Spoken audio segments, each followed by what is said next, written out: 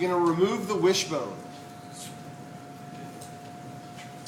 The wishbone, there's the neck of the chicken.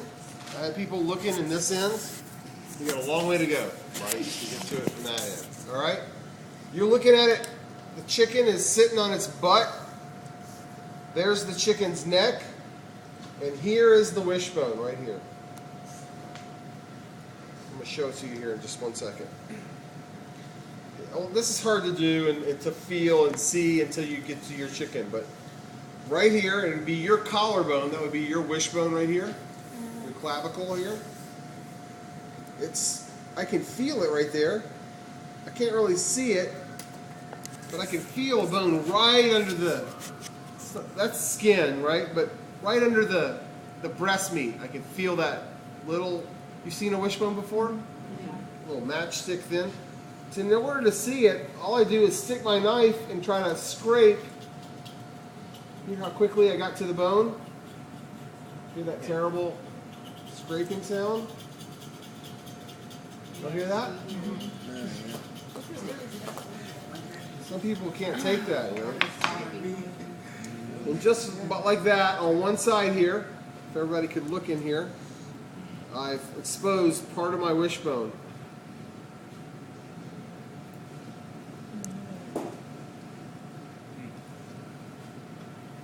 Now on the other side, repeat the same way. It's a V-shaped bone here. So on the other side, we just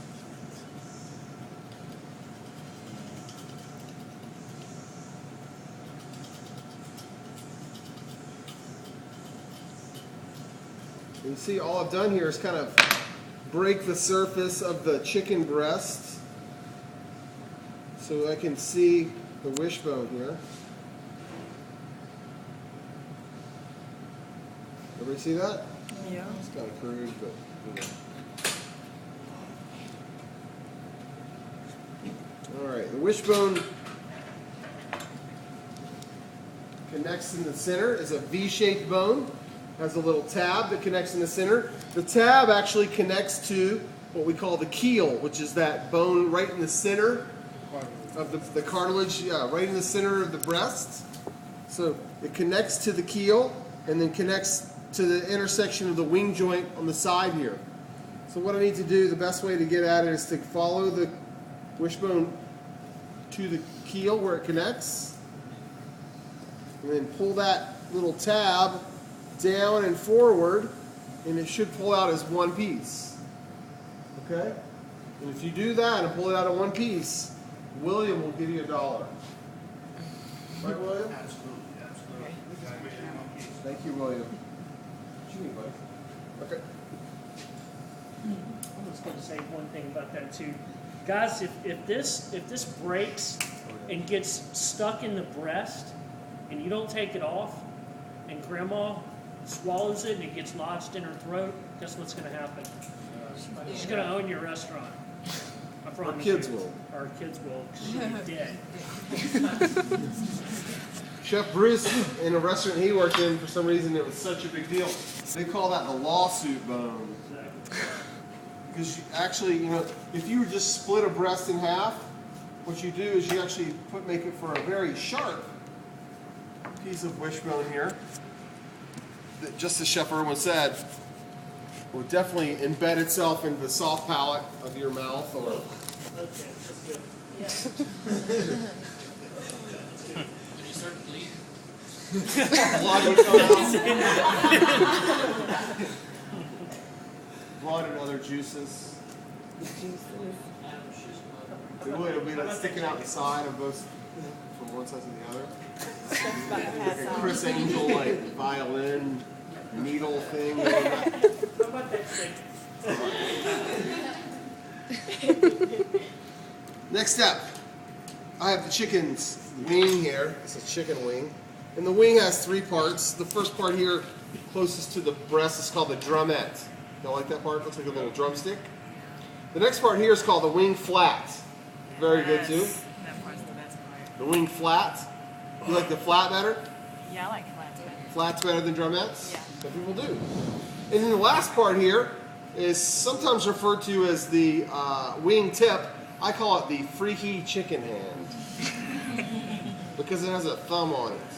And that is not right. Looks like this. I mean, a chicken can play Xbox with you.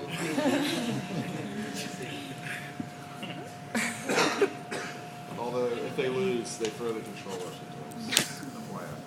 So what you want to do, you want to hold this chicken by his flap. That is the drumette, okay?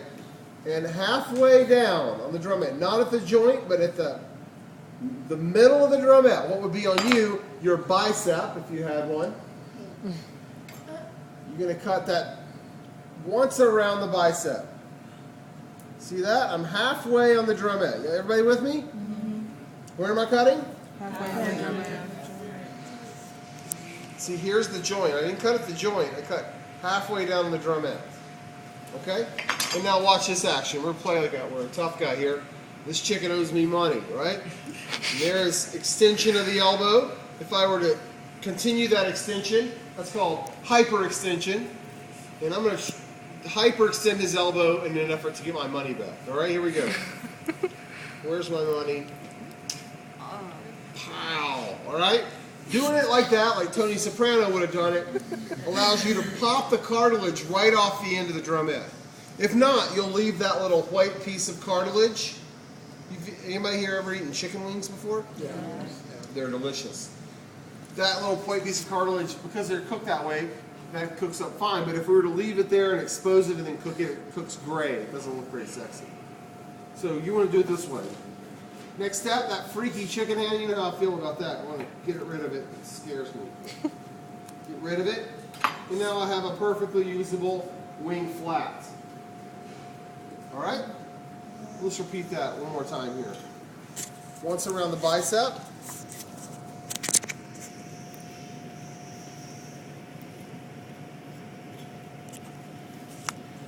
Right in the middle of that drumette.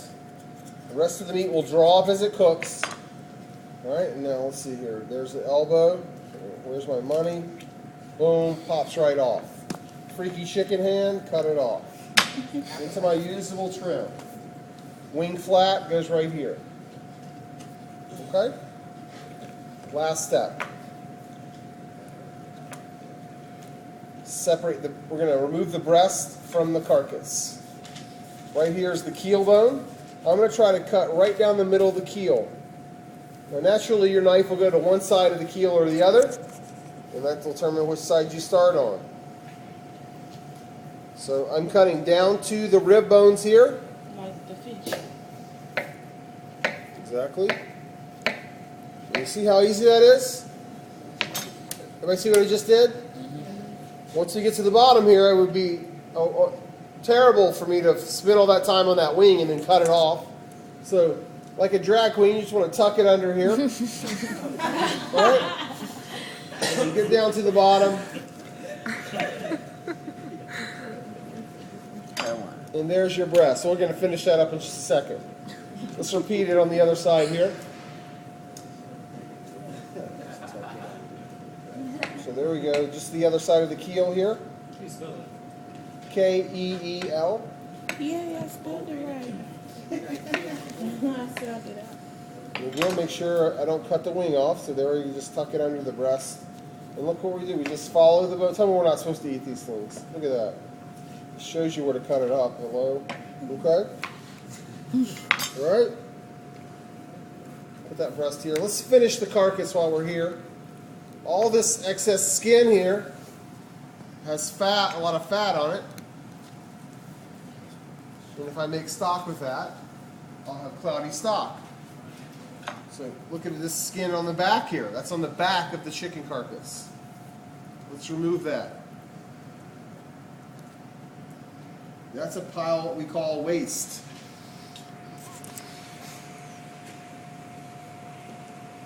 And that leaves me with just my carcass here.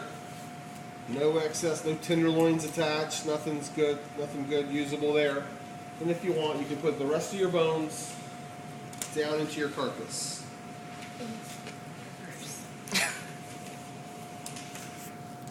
Alright?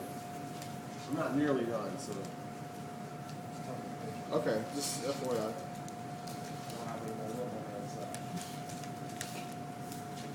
Let's finish these breasts now, okay? Look right here. I cut a little too close to the keel right there. You see that white stuff? That's cartilage. It doesn't seem like that big a deal, but customer may feel that, you know, in their mouth there. So we want to get rid of that cartilage, okay? Very good. Look on the front of the breast here. Look at that big hunk of fat. You know, here I have good, nice, thin skin, but on the front there, that big hunk of fat is not going to cook the same as the rest of that skin.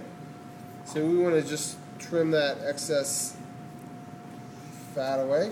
That goes in my waste pile. Here I have the tenderloin. Everybody see that? Chicken tenderloin? I want to pull that off. If I don't pull it the right way, though, I'll tear it all up. The proper way to remove it, you see the tendon? The fattest part of the tenderloin, and then it goes down to a point. Yeah. Y'all have seen chicken tenders before? Pull it at the tendon and pull it towards the tip. How cool is that? If you do it that way, it'll pull off in one piece. If you do it the opposite way, you'll tear it off. You'll tear it in half. You'll make nuggets, exactly. All right, so there is my perfectly usable chicken tender. What is that used for in a restaurant? Chicken tenders? The kids' menu. As a kid's chicken tender. Most restaurants would opt to buy a pre-breaded, frozen chicken tender. What do those cost, William? 34 bucks a case. Where if I buy whole chickens and fabricate them in-house, I know how fresh they are. I know I have all this other usable stuff. I have stuff to make chicken stock. And even a kid, a bastardly little kid, deserves a properly made chicken finger. I can take this is, my whole item here would be costed out. This would be free. And I can do 3-part breading procedure or batter this, which would be everything mixed together. Just take this chicken tender and dunk it in batter and then fry it. It's 100% better than that pre-breaded frozen chicken finger. It's fresh. It's so much better. Exactly. Who else eats these? We. Yeah, employees. Love them. Who else? I know you think you're in fine dining, but guess what you're going to be serving out the wazoo? Guess what ladies like at lunch? Salads, man. Caesar salad. Chicken Caesar salad. Grilled chicken Caesar. Fried chicken Caesar. Salmon Caesar. Steak Caesar. Etc., etc.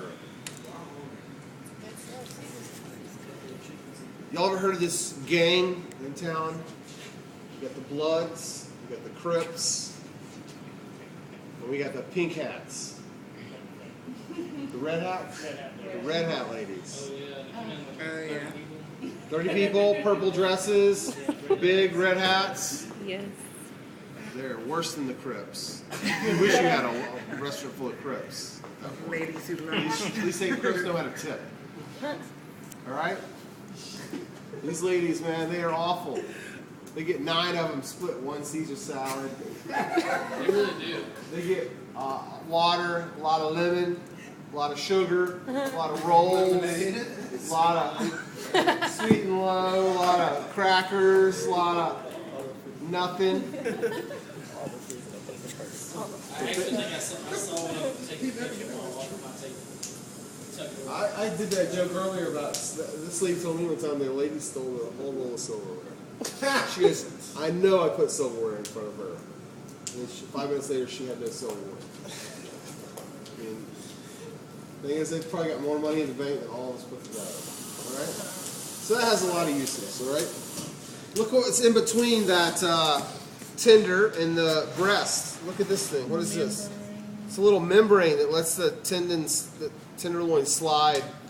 And we don't want to serve membrane to our customers. So that goes in my waste pile here. And there we go. Now we're at a usable chicken breast with good skin coverage. Ready to go. One more time Just here. gonna leave the little leg take the bone bone. out? Yeah. That's the whole point of this preparation of French airline breast. It has the wing attached. So that's why we leave that on there. With all that trouble to leave that wing on there as part of the presentation. Frenched, the bone is exposed, airline, wing attached to the breast. So this, So a Frenched airline breast would be a skin-on Frenched drumette attached to the breast. Another thing that's really kind of cool about having this Frenched as well is when you're doing your presentation, you always want to present your skin side up, right? So therefore, you're going to have some kind of starch, some kind of veg down. You're going to have your chicken breast. Jesus. You're going to have your chicken breast up like this, and so that's going to give you vertical plate presentation, right? You can like lean your vegetables in there in his arm, or put onion rings on top, or do all kinds of stuff. It's a real cool presentation thing.